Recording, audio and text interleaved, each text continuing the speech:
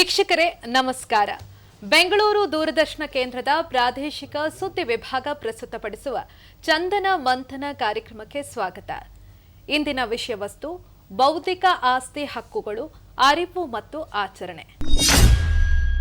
ವೀಕ್ಷಕರೇ, ನಿನ್ನೆಯಷ್ಟೇ ವಿಶ್ವ ಬೌದ್ಧಿಕ ಆಸ್ತಿ ದಿನವನ್ನು ಆಚರಿಸಲಾಗಿದೆ. ಸಾಕಷ್ಟು ಜನರಿಗೆ ಬೌದ್ಧಿಕ ಆಸ್ತಿ ಹಕ್ಕು ಇದೆ ಅನ್ನೋದರ ಬಗ್ಗೆ ಅರಿವಿಲ್ಲ. ಇದಕ್ಕೆ ಸಮಸ್ಯೆಗಳಾದಂತಹ ಸಂದರ್ಭದಲ್ಲಿ ಯಾವ ರೀತಿ ಕಾನೂನು ಹೋರಾಟ ಮಾಡಬಹುದು, ಈ ಸಂದರ್ಭದಲ್ಲಿ ನಾವು ಯಾವ ರೀತಿ ಮುಂದಿನ ಹೆಜ್ಜೆಗಳನ್ನು ಇಡಬೇಕಾಗತ್ತೆ, ಬೌದ್ಧಿಕ ಆಸ್ತಿ ಅಂದರೆ ಏನು, ಈ ಎಲ್ಲದರ ಬಗ್ಗೆ ಸವಿವರವಾಗಿ ತಿಳಿಸ್ಕೊಡೋದಕ್ಕೆ ಇವತ್ತು ನಮ್ಮ ಜೊತೆ ಇದ್ದಾರೆ ಹೈಕೋರ್ಟ್ ವಕೀಲರಾದಂತಹ ಭವ್ಯ ಅವರು. ಬನ್ನಿ ಅವರನ್ನ ಈ ಒಂದು ಕಾರ್ಯಕ್ರಮಕ್ಕೆ ಸ್ವಾಗತ ಮಾಡೋಣ. ಮೇಡಮ್, ಕಾರ್ಯಕ್ರಮಕ್ಕೆ ಆತ್ಮೀಯವಾದಂತಹ ಸ್ವಾಗತ. ನಮಸ್ತೆ ಮೇಡಮ್, ನಾನು ಆರಂಭದಲ್ಲೇ ಹೇಳಿದೆ, ಬೌದ್ಧಿಕ ಆಸ್ತಿ ಹಕ್ಕು ಅನ್ನೋದು ಇದೆ ಅನ್ನೋದೇ ಸಾಕಷ್ಟು ಜನರಿಗೆ ಗೊತ್ತಿಲ್ಲ.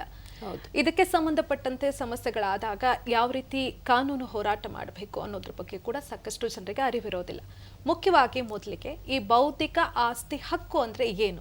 ಬೌದ್ಧಿಕ ಆಸ್ತಿ ಹಕ್ಕುಗಳು, ಇದನ್ನು ನಾವು ಇಂಗ್ಲಿಷ್ನಲ್ಲಿ IPR ಅಂದ್ರೆ ಇಂಟೆಲೆಕ್ಚುಯಲ್ ಪ್ರಾಪರ್ಟಿ ರೈಟ್ಸ್ ಅಂತ ಕರಿತೀವಿ.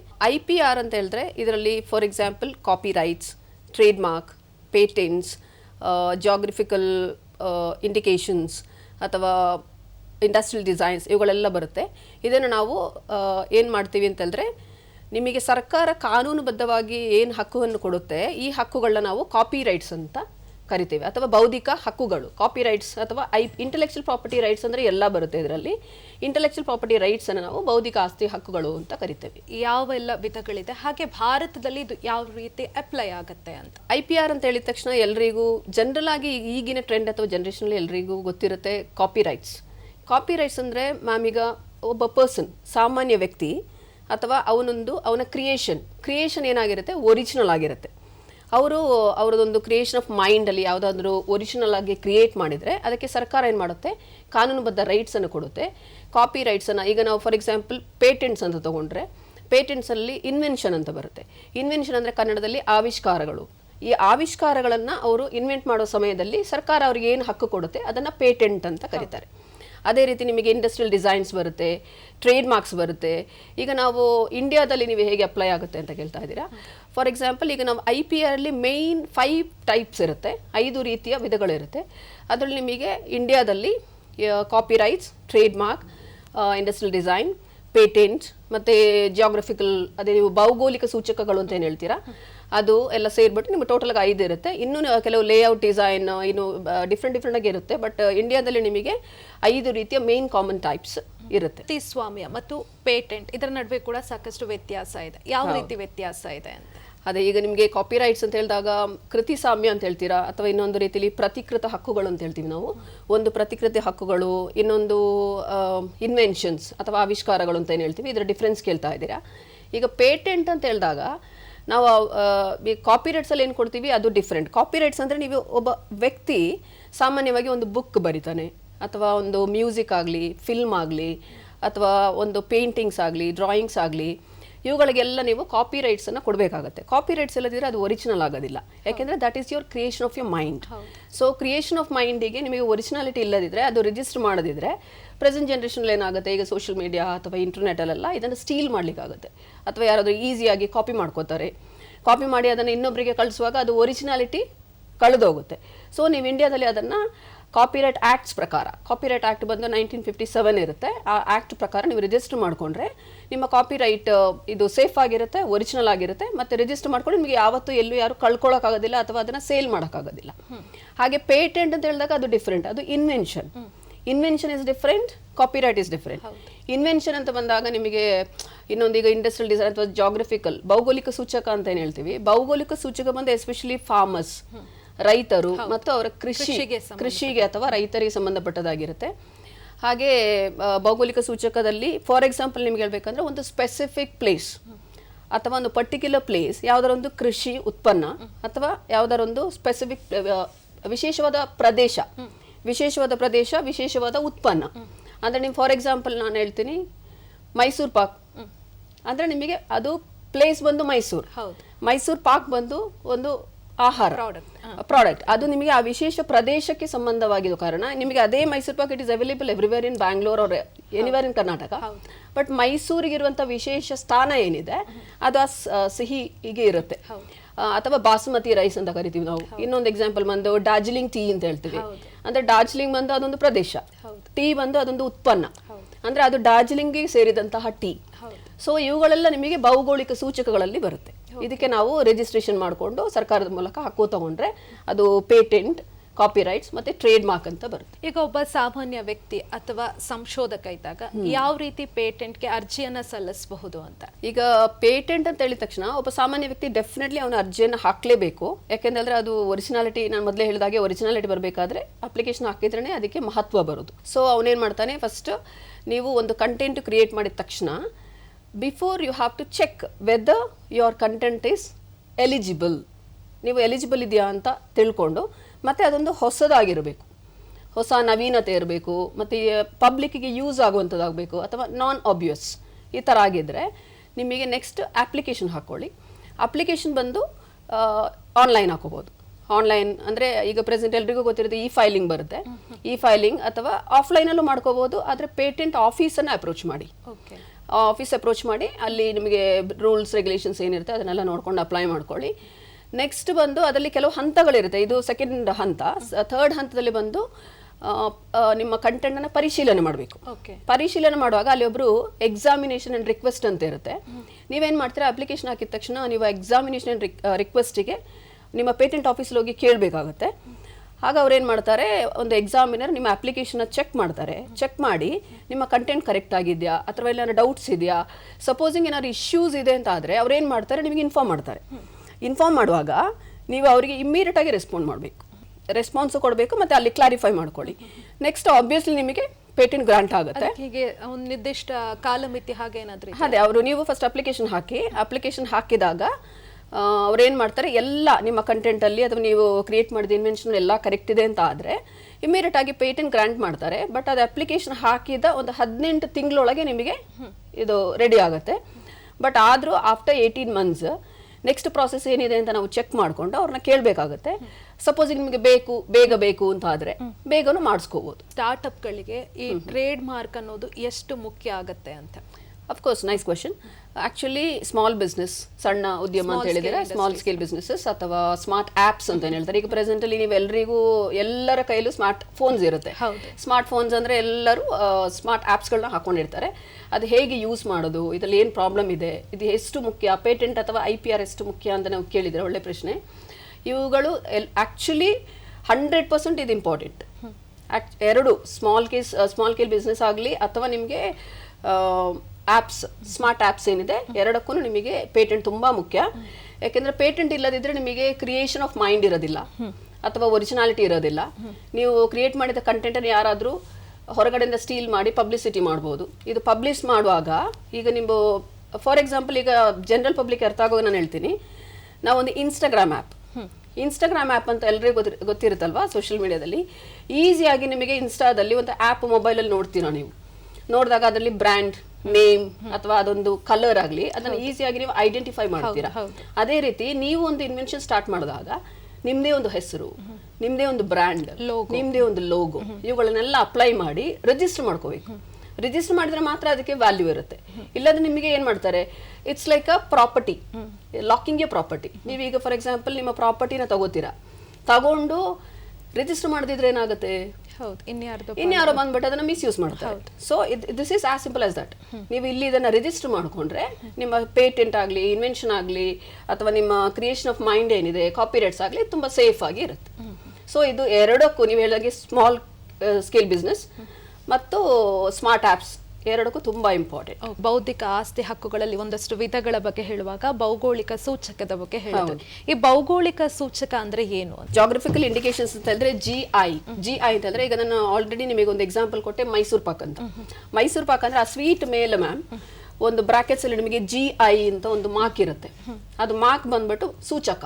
ನೀವು ಭೌಗೋಳಿಕ ಸೂಚಕ ಅಂತೀರಲ್ಲ, ಭೌಗೋಳಿಕ ಅಂತ ಹೇಳಿದ್ರೆ ಒಂದು ಪ್ರದೇಶ, ಯಾವುದೊಂದು ಪ್ರದೇಶ, ಈಗ ಮೈಸೂರು ಅಂದ್ರೆ ಒಂದು ಪ್ರದೇಶ, ಆ ಪ್ರದೇಶದಲ್ಲಿ ಸಿಗುವಂತಹ ಸ್ವೀಟ್, ಆ ಸ್ವೀಟಿನ ಮೇಲೆ ನಿಮಗೆ GI ಅಂತ ಬರ್ದಿದ್ರೆ ಅದೊಂದು ನಿಮಗೆ ರಿಜಿಸ್ಟರ್ಡ್ ಸೂಚಕ ಆಗಿರುತ್ತೆ. ಇದನ್ನ ನೀವು ಎಲ್ಲೂ ಯಾರು ಕಾಪಿ ಮಾಡೋಕ್ಕಾಗೋದಿಲ್ಲ. ಸಪೋಸಿಂಗ್ ಕಾಪಿ ಮಾಡಿದ್ರೆ ಅದಕ್ಕೆ ಒರಿಜಿನಾಲಿಟಿ ಇರೋದಿಲ್ಲ. ಮತ್ತೆ ನಿಮಗೆ ಈ ತರ ರಿಜಿಸ್ಟ್ರೇಷನ್ ಆದ್ರೆ ಯಾರನ್ನ ಇದು ಕಾನೂನಿಂದ ರಕ್ಷಣೆ ಆಗಿರುತ್ತಲ್ಲ, ಸೊ ಇದನ್ನ ಕದಿಲಿಕ್ಕೆ ಆಗೋದಿಲ್ಲ, ಮತ್ತೆ ನೀವು ನಿಮ್ಮ ಇದಕ್ಕೆ ಪೋಸ್ಟ್ ಮಾಡ್ಕೊಳಕ್ ಆಗೋದಿಲ್ಲ. ಅದೇ ಫಾರ್ ಎಕ್ಸಾಂಪಲ್ ಬಾಸ್ಮತಿ ರೈಸ್ ಅಂದ್ರೆ ನಿಮಗೆ ಅದು ಅರೋಮಾ ರೈಸ್ ತುಂಬಾ ಇರುತ್ತೆ, ಬಟ್ ಬಾಸ್ಮತಿ ರೈಸ್ ಸಿಮಿಲರ್ ಆಗಿ ಯಾವ್ದು ಇರೋದಿಲ್ಲ. ಹಾಗೆ ಡಾರ್ಜಿಲಿಂಗ್ ಟೀ ಅಂತ ಹೇಳಿದೆ ನಾನು, ಡಾರ್ಜಿಲಿಂಗ್ ಆಲ್ಸೋ ಅದು ಭೌಗೋಳಿಕ ಪ್ರದೇಶ. ಡಾರ್ಜಿಲಿಂಗ್ ಟೀ ಬಂದು ಅಲ್ಲಿ ಅವರ ಉತ್ಪನ್ನ. ಸೊ ಇದು ಎಸ್ಪೆಷಲಿ ನಿಮಗೆ ಅಪ್ಲೈ ಆಗೋದು ರೈತರು ಮತ್ತು ಕೃಷಿಕರು. ಈಗ ನಾವು ಹೇಳ್ತೀವಿ for example intellectual property rights ಅಂದ್ರೆ ಬೌದ್ಧಿಕ ಆಸ್ತಿ ಹಕ್ಕುಗಳು. ಯಾಕೆ ಮ್ಯಾಮ್ ಬರೀ ಕಂಪನಿಗೆ ಮಾತ್ರ, ಅಥವಾ ಯಾಕೆ ಬರೀ ಬೇರೆ ಯಾವುದಾದ್ರೂ ಇಂಪಾರ್ಟೆಂಟ್ ಡಿಪಾರ್ಟ್ಮೆಂಟ್ಗೆ ಮಾತ್ರ ಅಂತ ಇಲ್ಲ.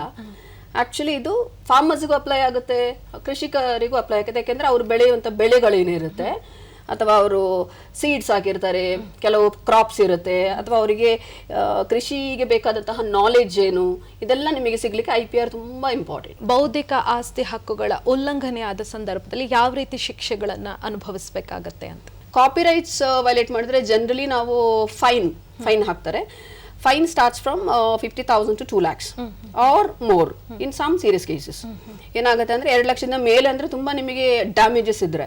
ಕಾಪಿ ರೈಟ್ಸ್ ಅಂದ್ರೆ ನಾನು ಫಾರ್ ಎಕ್ಸಾಂಪಲ್ ಹೇಳಿದೆ ನಿಮಗೆ, ಯಾರಾದ್ರೂ ಬುಕ್ಸ್ ಬರೆದಿರ್ತಾರೆ, ಅಥವಾ ಒಂದು ಮ್ಯೂಸಿಕ್ ನಿಮ್ದೇ ಒಂದು ಸಾಂಗ್ ಕ್ರಿಯೇಟ್ ಮಾಡಿರ್ತೀರಾ, ಅಥವಾ ನಿಮ್ದೊಂದು ಫಿಲ್ಮ್ ಇರುತ್ತೆ, ಫಾರ್ ಎಕ್ಸಾಂಪಲ್ ಪೇಂಟಿಂಗ್ ಇರುತ್ತೆ, ಡ್ರಾಯಿಂಗ್ಸ್ ಇರುತ್ತೆ, ಇವಾಗ ಇದು ಆರ್ಟಿಸ್ಟಿಕ್ ವರ್ಕ್ಸ್ ಇರುತ್ತೆ. ಈ ವರ್ಕ್ಸ್ ಎಲ್ಲ ನಿಮ್ದು ಓನ್ ಆಗಿರುವಾಗ ಅದನ್ನ ಯಾರಾದ್ರೂ ಬಂದು ನಿಮ್ಮ without your knowledge, without your permission steel ಮಾಡಿದ್ರೆ ಆಬ್ವಿಯಸ್ಲಿ ಅದು ವೈಲೇಷನ್ ಆದಾಗ, ಉಲ್ಲಂಘನೆ ಆದಾಗ ಅವರಿಗೆ ನಾವು ಪನಿಷ್ಮೆಂಟ್ ಕೊಡಲೇಬೇಕು.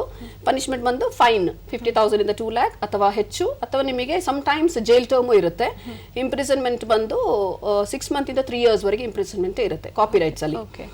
ಪೇಟೆಂಟ್ ತಗೊಂಡ್ರೆ ಪೇಟೆಂಟ್ ಅಲ್ಲೂ ಸೇಮ್ 3 months 3 years 6 months ಇಂದ 3 years, ಅಥವಾ 50,000 ಇಂದ 2 lakh. ಅಂಡ್ ಟ್ರೇಡ್ ಮಾರ್ಕ್ ಅಲ್ಲಿ ನಿಮಗೆ ಜೈಲ್ ಟರ್ಮ್ ಇರೋದಿಲ್ಲ.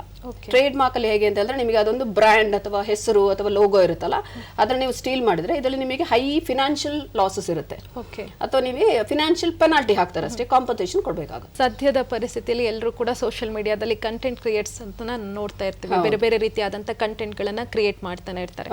ಸೊ ಅಂಥವ್ರು ಅವರ ಓನ್ ಕಂಟೆಂಟ್ ಗಳು ಇದ್ದಂತಹ ಸಂದರ್ಭದಲ್ಲಿ ಅದನ್ನ ಹೇಗೆ ರಕ್ಷಣೆ ಮಾಡಬಹುದು? ಅಂದ್ರೆ ಬೇರೆಯವರು ಕದಿಯದ ತರ ಅಥವಾ ರೀಯೂಸ್ ಮಾಡದೇ ಇರೋ ತರ. ಯೂಟ್ಯೂಬ್ ಅಲ್ಲಿ ನಿಮ್ಮ ಹೆಸರು ಹಾಕ್ತೀರಾ, ಯೂಟ್ಯೂಬ್ ಚಾನಲ್ ಏನಿದೆ ಅದಕ್ಕೆ ಹೆಸರು ಹಾಕ್ತೀರಾ, ಅಥವಾ ಇನ್ಸ್ಟಾಗ್ರಾಮ್ ಪೇಜ್ ನೇಮ್ ಹಾಕ್ತೀರಾ. ನೇಮ್ ಹಾಕುವಾಗ ಅದು ರಿಜಿಸ್ಟರ್ ಮಾಡಿ, ಮತ್ತೆ ಬ್ರ್ಯಾಂಡ್ ನೇಮ್, ಹೆಸರು, ಲೋಗೋ ಎಲ್ಲ ಯಾವತ್ತೂ ಚೇಂಜ್ ಮಾಡಬೇಡಿ. ಯಾಕಂದ್ರೆ ಅದು ಒಂದ್ಸಲ ಹಾಕಿದ್ಮೇಲೆ ರಿಜಿಸ್ಟರ್ ಆದ್ಮೇಲೆ ಫಸ್ಟ್ ಆಫ್ ಆಲ್ ನೀವು ಅದು ರಿಜಿಸ್ಟರ್ ಮಾಡೋ ಡೇಟ್ ಏನಿರುತ್ತೆ, ಡೇಟ್ ಅನ್ನ ಸೇಫ್ ಆಗಿ ಇಟ್ಕೊಳ್ಳಿ. ಡ್ರಾಫ್ಟಿಂಗ್ ಡೇಟ್ ಅಂತ ನಾವು ಹೇಳ್ತೀವಿ.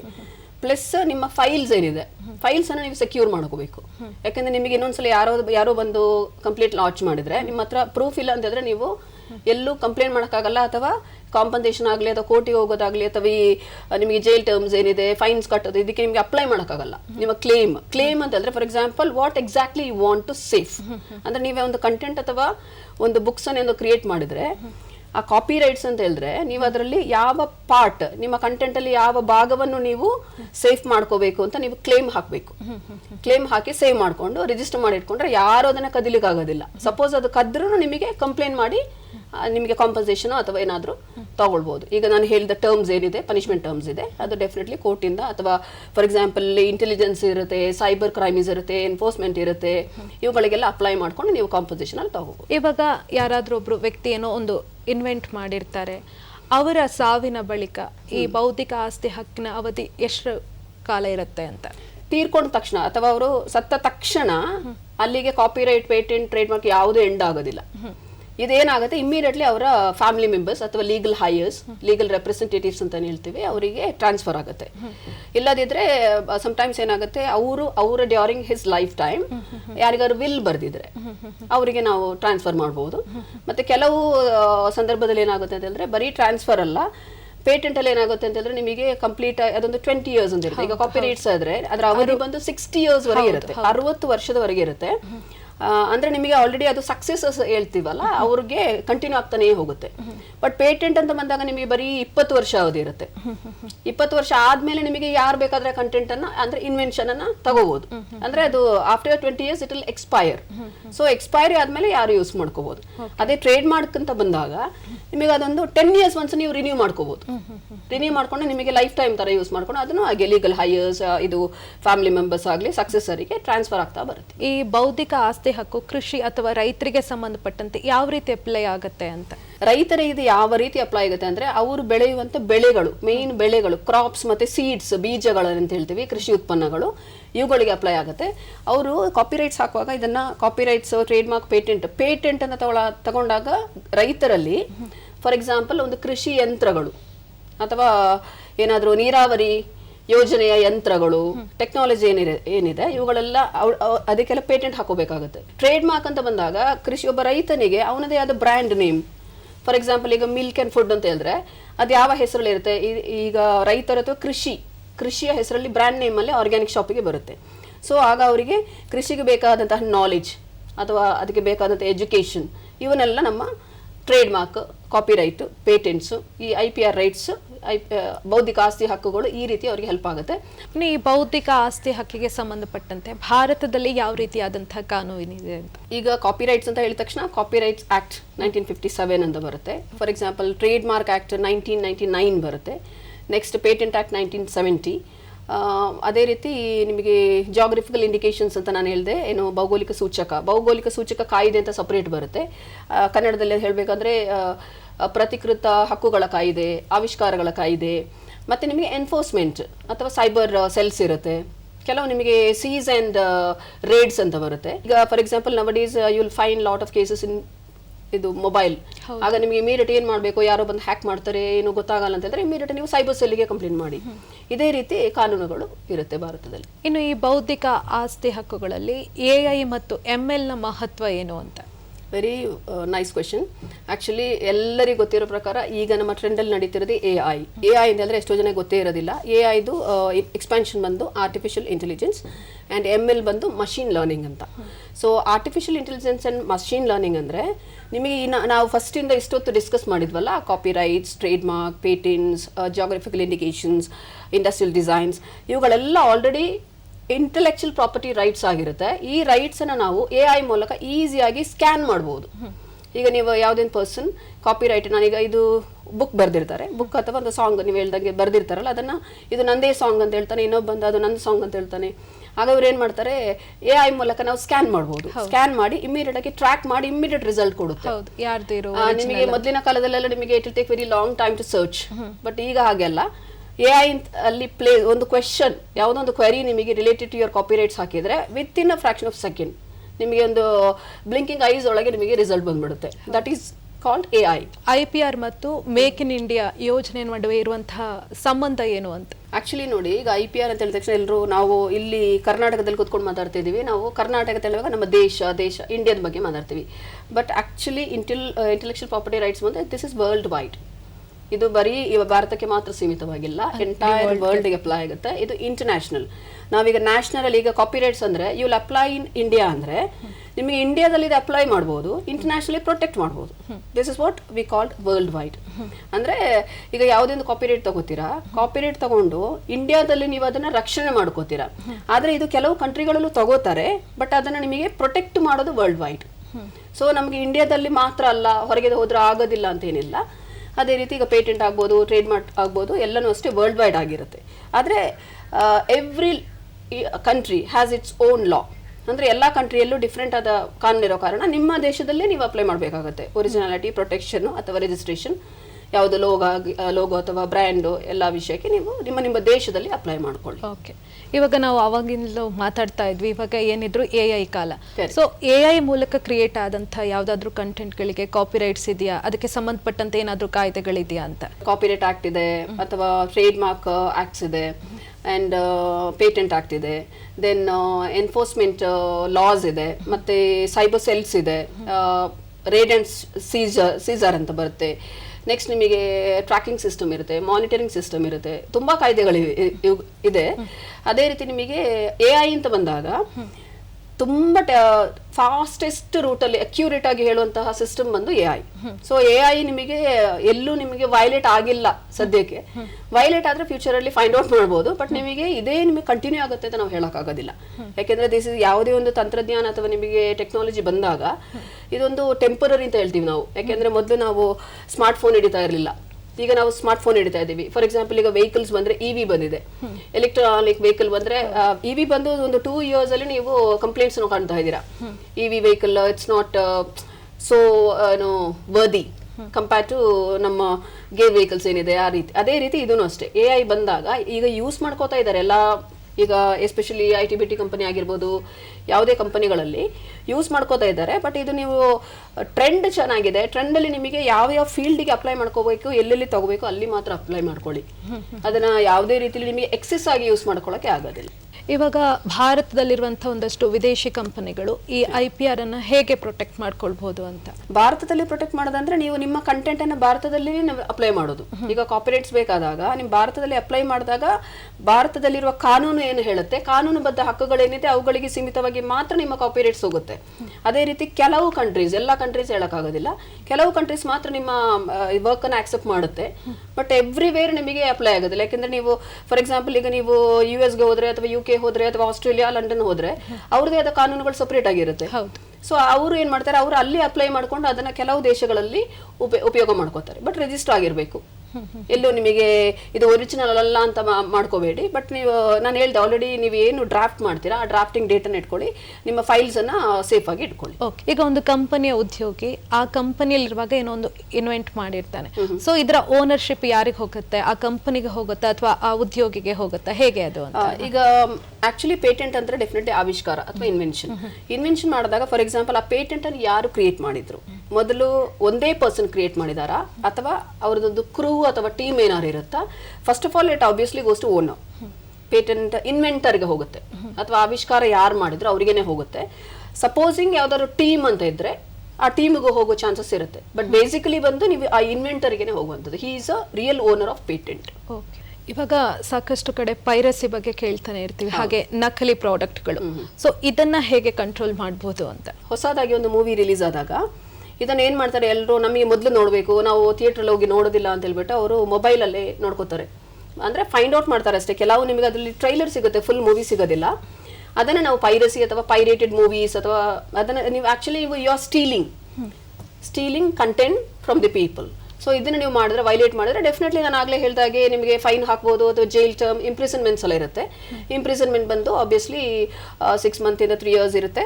ಅಥವಾ ಕಾಂಪನ್ಸೇಷನ್ ಬಂದು ಅಂದ್ರೆ ಫೈನ್ ಬಂದು 50,000 ಇಂದ 2 lakhs ಅಥವಾ ಮೋರ್ ಇನ್ ಸೀರಿಯಸ್ ಕೇಸಲ್ಲಿ ಇರುತ್ತೆ. ಸೊ ನೀವು ಸ್ಟಾಪ್ ಪೈರಸಿ ಅಂತ ಎಲ್ಲರೂ ಹೇಳ್ತಾರೆ. ಸೊ ಬಿಫೋರ್ ರಿಲೀಸಿಂಗ್, ಈಗ ರಿಲೀಸ್ ಆದ ತಕ್ಷಣನೇ ಮೂವಿ ನೋಡೋ ಮೊದಲೇ ಎಲ್ಲರೂ ಸ್ಟಾಪ್ ಪೈರಸಿ ಅಂದ್ರೆ ಡೋಂಟ್ ವಾಚ್ ಇನ್ ಮೊಬೈಲ್ ಅಥವಾ ಏನೇ ಅದ ಗ್ಯಾಜೆಟ್ಸ್ ಅಂತ. ಸೊ ನೀವು ಇಂಥದನ್ನೆಲ್ಲ ಸ್ಟಾಪ್ ಮಾಡಬೇಕಾದ್ರೆ ನೀವು ಕಾಪಿರೈಟ್ ಪ್ರೊಟೆಕ್ಟ್ ಆಗಿರಬೇಕು. ನಮ್ಮ ಕಾನೂನು ಪ್ರಕಾರ ಪ್ರೊಟೆಕ್ಟ್ ಆಗಿದ್ರೆ ನೀವು ಅದನ್ನ ಪೈರಸಿ ಮಾಡಿದ್ರೆ obviously it's a violation of law. Violation ಮಾಡಿದಾಗ ನಿಮಗೆ ಆಬ್ವಿಯಸ್ಲಿ ಜೈಲ್ ಟರ್ಮ್ ಮತ್ತು ಇಂಪ್ರಿಸನ್ಮೆಂಟ್ ಅನ್ನು ಅನುಭವಿಸಬೇಕು. ಇದ್ರ ಬಗ್ಗೆ ಜಾಗೃತಿ ಅಗತ್ಯ ಕೂಡ ಇದೆ. ಸಾಕಷ್ಟು ಜನರಿಗೆ ಈ ರೀತಿ ನಮಗೊಂದು ಹಕ್ಕಿದೆ, ನಾವು ಈ ರೀತಿ ಕಾನೂನು ಹೋರಾಟಗಳನ್ನ ಮಾಡಬಹುದು ಅಂತ. ಸೊ ಯಾವ ರೀತಿ ಜಾಗೃತಿಗೊಳ್ಬೇಕಾಗತ್ತೆ ಅಂತ? ಅಫ್ಕೋರ್ಸ್ ನೀವು ಈಗ ನಿಮ್ಗೆ ಏನಾದ್ರು ವೈಲೇಷನ್ ಆದ್ರೆ ನೀವು ಈಗ ನಾನು ಹೇಳಿದ ತಕ್ಷಣ ತುಂಬಾ ಕಾಯ್ದೆಗಳಿವೆ. ಆವಿಷ್ಕಾರ ಕಾಯ್ದೆ ಇದೆ, ಪ್ರತಿಕೃತ ಹಕ್ಕುಗಳ ಕಾಯ್ದೆ ಇದೆ, ಟ್ರೇಡ್ ಮಾರ್ಕ್, ಆಮೇಲೆ ಇಂಡಸ್ಟ್ರಿಯಲ್ ಡಿಸೈನ್, ಇದಕ್ಕೆ ಪರ್ಟಿಕ್ಯುಲರ್ ಕಾಯ್ದೆಗಳೇನಿದೆ ಅವುಗಳಿಗೆ ಹೋಗಿ. ಅಥವಾ ಸಪೋಸಿಂಗ್ ಪೇಟೆಂಟ್ ಅಂತ ತಗೊಂಡ್ರೆ ಪೇಟೆಂಟ್ ಆಫೀಸ್ಗೆ ಹೋಗಿ. ಪೇಟೆಂಟ್ ಆಫೀಸ್ ಇದೆ, ನಮ್ಗೆ ಇಂಡಿಯಾದಲ್ಲಿ ಪೇಟೆಂಟ್ ಆಫೀಸ್ ಇದೆ. ಆಫೀಸನ್ನ ಅಪ್ರೋಚ್ ಮಾಡಿ ಅಲ್ಲಿ ನಿಮ್ಮ ಪ್ರಾಬ್ಲಮ್ಸನ್ನ, ಇಶ್ಯೂಸನ್ನ ಹೇಳ್ಕೊಳ್ಳಿ, ಕ್ಲಿಯರ್ ಮಾಡ್ತಾರೆ. ಅಥವಾ ನೀವು first of all you should be aware of your own content. ನೀವೊಂದು ಇನ್ವೆನ್ಷನ್ ನೀವು ಕ್ರಿಯೇಟ್ ಮಾಡಿದ್ರೆ, ಈಗ ಯಾವುದೋ ಒಂದು ಕೃಷಿಗೆ ಸಂಬಂಧಪಟ್ಟ ಯಂತ್ರ ಅಥವಾ ತಂತ್ರಜ್ಞಾನ ನೀವೇ ಕ್ರಿಯೇಟ್ ಮಾಡಿದ್ರಿ ಅಂತ ಹೇಳಿದ್ರೆ, ನೀವು ಅದಕ್ಕೆ ನಿಮ್ಮದೇ ಆದ ಹೆಸರು, ನಿಮ್ಮದೇ ಆದ ಬ್ರ್ಯಾಂಡ್, ನಿಮ್ಮದೇ ಆದ ಒಂದು ಆರ್ಗ್ಯಾನಿಕ್ ಏನಿರುತ್ತೆ ಈ ಫಾರ್ಮರ್ಸ್ ಆಲ್ರೆಡಿ ರೆಡಿ ಮಾಡಿರ್ತಾರೆ. ಫಸ್ಟ್ ಯಾವುದೋ ಒಂದು ಕ್ರಿಯೇಷನ್, ಈಗ ನೀವು ಇನ್ವೆನ್ಷನ್ ಕ್ರಿಯೇಟ್ ಮಾಡಿದಾಗ ಆಟೋಮೆಟಿಕ್ ಆಗಿ ಕಾಪಿರೈಟ್ಸ್ ಬರುತ್ತೆ. ಬಟ್ ಆ ಕಾಪಿರೈಟ್ಸ್ ಅನ್ನು ಪ್ರೊಟೆಕ್ಟ್ ಮಾಡೋದು ನಿಮ್ಮ ಜವಾಬ್ದಾರಿ. ಪ್ರೊಟೆಕ್ಟ್ ಅಂದ್ರೆ ನೀವು ರಿಜಿಸ್ಟರ್ ಮಾಡಬೇಕು. ರಿಜಿಸ್ಟರ್ ಮಾಡಿದ್ರೆ ಕಾನೂನು ಪ್ರಕಾರ ತುಂಬಾ ಸ್ಟ್ರಾಂಗ್ ಆಗಿರುತ್ತೆ. ಅದೇ ನಿಮಗೆ ಯಾವ್ದಾದ್ರು ಇಶ್ಯೂಸ್ ಆದ್ರೆ ಆಬ್ವಿಯಸ್ಲಿ ನೀವು ಲಾಡ್ಜ್ ಕಂಪ್ಲೇಂಟ್ ಅಗೇನ್ಸ್ಟ್ ದೆಮ್. ಇದೇ ರೀತಿ ನೀವು ಪ್ರೊಟೆಕ್ಟ್ ಮಾಡ್ಕೋಬಹುದು. ರಿಜಿಸ್ಟರ್ ಮಾಡ್ಕೊಳ್ಳಿ, ಹೆಸರನ್ನು ಮರಿಬೇಡಿ, ಡ್ರಾಫ್ಟಿಂಗ್ ಡೇಟ್ ಇಟ್ಕೊಳ್ಳಿ, ಫೈಲ್ಸ್ ಅನ್ನು ಸೆಕ್ಯೂರ್ ಮಾಡ್ಕೊಳ್ಳಿ, ಅಷ್ಟೇ. ಇದಕ್ಕೆ ಏನಾದ್ರು ಟೋಲ್ ಫ್ರೀ ನಂಬರ್ ಆ ಥರ ಏನಾದ್ರು ಇದೆಯಾ? ಟೋಲ್ ಫ್ರೀ ಎಲ್ಲ ಏನಿಲ್ಲ ಮ್ಯಾಮ್. ಫಸ್ಟ್ ಆಫ್ ಆಲ್ ನಿಮಗೆ ವೆಬ್ಸೈಟ್ಸ್ ಇದೆ, ರಿಲೇಟೆಡ್ ವೆಬ್ಸೈಟ್ಸ್ ಬಂದು. ಈಗ ನೀವು ಕಾಪಿರೈಟ್ಸ್ ಅಲ್ಲಿ ಏನಾದ್ರು ಇಶ್ಯೂಸ್ ಆದ್ರೆ ಕಾಪಿರೈಟ್ಸ್ ಇದರಲ್ಲಿ ವೆಬ್ಸೈಟ್ಸ್ ಇರುತ್ತೆ, ಅಥವಾ ಪೇಟೆಂಟ್ ಆಫೀಸ್ ಅಪ್ರೋಚ್ ಮಾಡಿದ್ರೆ ಅವರು ಆನ್ಲೈನ್ ಅಥವಾ ಆಫ್ಲೈನ್ ಅಲ್ಲಿ ಇರುತ್ತೆ, ನಿಮಗೆ ಸರ್ಚ್ ಮಾಡ್ಬೋದು, ಗೂಗಲ್ ಮಾಡ್ಬೋದು. ಅಥವಾ ಈಗ ಫಾರ್ ಎಕ್ಸಾಂಪಲ್ ಈ ಗೂಗಲ್ ನಿಮಗೆ ಹಳೆದಾಗ್ತಾ ಬರ್ತಾ ಇದೆ, ಚಾಟ್ ಜಿಪಿಟಿ ಅಲ್ಲಿ ನೋಡಿ, ಚಾಟ್ ಜಿಪಿಟಿ ಅಲ್ಲಿ ರಿಲೇಟೆಡ್ ಏನಾದ್ರು ಇಶ್ಯೂಸ್ ಬಂದ್ರೆ ನೀವು ಫಾರ್ ಎಕ್ಸಾಂಪಲ್ ಪೈರಸಿಗೆ ನನ್ನ ಕಂಟೆಂಟ್ ಈ ತರ ಪೈರೇಟೆಡ್ ಮೂವಿಯಾ ಅಥವಾ ಏನೋ ಆಗಿದೆ, ಇದಕ್ಕೆ ಏನ್ ಮಾಡಬೇಕು ಅಂತ ಹೇಳಿದ್ರೆ ಇಮಿಡಿಯೇಟ್ ಆದ ಆನ್ಸರ್ ಕೊಡುತ್ತೆ. That is called AI. AI ನಿಮಗೆ ಕ್ವಶನ್ಸ್ ಕೇಳ್ಬೋದು ಎಲ್ಲ ರೀತಿಯಲ್ಲಿ. ತುಂಬಾ ಒಳ್ಳೆ ನಿಮಗೆ ಅಂದ್ರೆ ನೀವು ಇಲ್ಲದಿದ್ರೆ ಕೋರ್ಟ್ ಮೂಲಕನೂ ನಿಮಗೆ ಕಾಂಪನ್ಸೇಷನ್ ಆಗಲಿ ಏನಾದ್ರು ತಗೋಬಹುದು. ಸಮ್ ಕೇಸಸ್ ತುಂಬಾ ಸೀರಿಯಸ್ ಕೇಸಸ್ ಅಲ್ಲಿ ಮಾತ್ರ. ಈ ಬೌದ್ಧಿಕ ಆಸ್ತಿ ಹಕ್ಕು ಅಂದ್ರೆ ಏನು, ಅದರಲ್ಲಿ ಯಾವ ರೀತಿಯ ವಿಧಗಳಿವೆ, ಹಾಗೇನೆ ಸಮಸ್ಯೆಗಳಾದಾಗ ಯಾವ ರೀತಿ ಕಾನೂನು ಹೋರಾಟ ಮಾಡಬಹುದು, ಈ ಎಲ್ಲ ವಿಚಾರಗಳ ಬಗ್ಗೆ ಸವಿವರವಾಗಿ ತಿಳಿಸ್ಕೊಟ್ರಿ. ಧನ್ಯವಾದಗಳು. Thank you. ವೀಕ್ಷಕರೇ, ಮುಂದಿನ ಸಂಚಿಕೆಯಲ್ಲಿ ಮತ್ತೊಂದು ವಿಷಯದೊಂದಿಗೆ ನಿಮ್ಮನ್ನ ಭೇಟಿಯಾಗ್ತೀನಿ. ಅಲ್ಲಿವರೆಗೂ ನಮಸ್ಕಾರ. ನಮ್ಮ ಚಂದನ ಮಂಥನವನ್ನು ನೀವು ಡಿಡಿ ಚಂದನ ನ್ಯೂಸ್, ಯೂಟ್ಯೂಬ್, ಎಕ್ಸ್ ಖಾತೆ, ಇನ್ಸ್ಟಾಗ್ರಾಮ್, ಫೇಸ್ಬುಕ್ ಹಾಗೂ ವಾಟ್ಸ್ಆ್ಯಪ್ ಮೂಲಕವೂ ವೀಕ್ಷಿಸಬಹುದು.